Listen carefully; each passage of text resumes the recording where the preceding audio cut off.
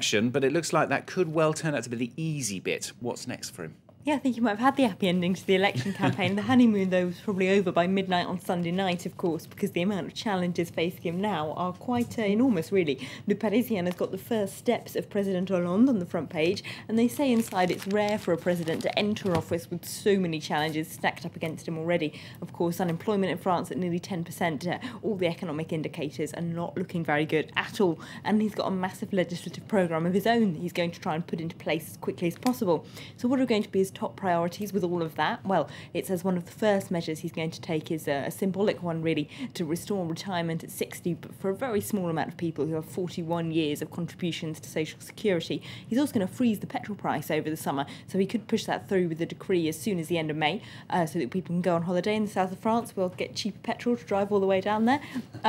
Another urgent measure for him is putting limits on rents, so that if landlords let their properties to someone else, they can't put the rent up, or at least only within certain limits. Then, of course, in July, when there's a new parliament, he's got a tough amount of fiscal measures that he's going to try and push through there as quickly as possible, including cutting down on tax avoidance, of course, and raising revenues on high incomes, including that famous 75% tax on those earning more than €1 million. So has this work already started then? Well, that's Libération's front page. They reckon he got to work already yesterday. Real work already is their front page on there. They say that all the famous names of the Socialist Party wandered through Hollande's offices, queuing up to see him yesterday. Of course, they're all pushing for different cabinet posts. There's lots of speculation over who's going to be Hollande's Prime Minister. But entirely apart from that, he's got some big international deadlines that he needs to attack really as quickly as possible. Of course, the euro crisis didn't give him any time to stop and think. Markets went into chaos yesterday, mostly, of course, because of the political confusion going on in Greece, where they can't form a government, rather than because the markets are so worried about Hollande himself. But nevertheless, it gives him a pretty hard task to start with straight away, and Angela Merkel and the German government have made it pretty clear that they don't want to renegotiate anything about the fiscal pact treaty that he is so determined to take back to the drawing board. They don't want to give any ground. Now, Libération, of course, is a paper that really backs François Hollande, so they say, well, even though this looks like a pretty difficult in-tray, he could hardly do any worse than Nicolas Sarkozy in their editorial.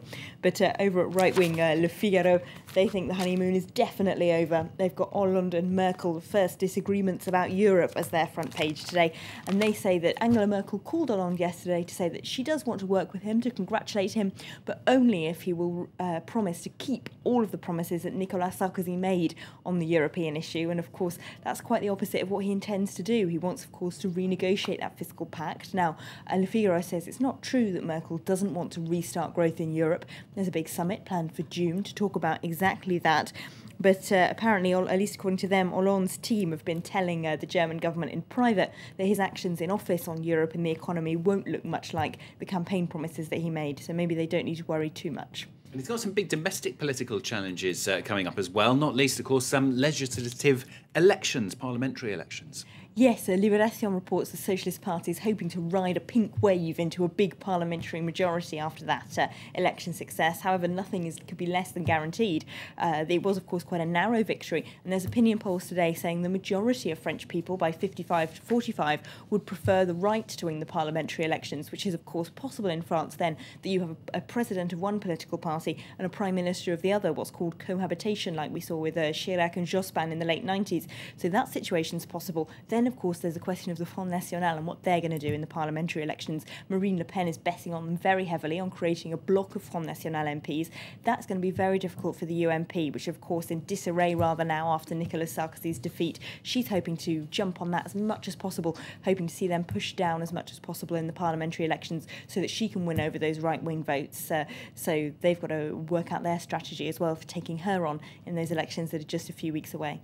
Elena Casas covering the French newspapers and therefore, of course, by default, covering the aftermath of the French presidential elections here on France 24. Headlines then. A new cabinet to appoint, a series of foreign trips, and today an appearance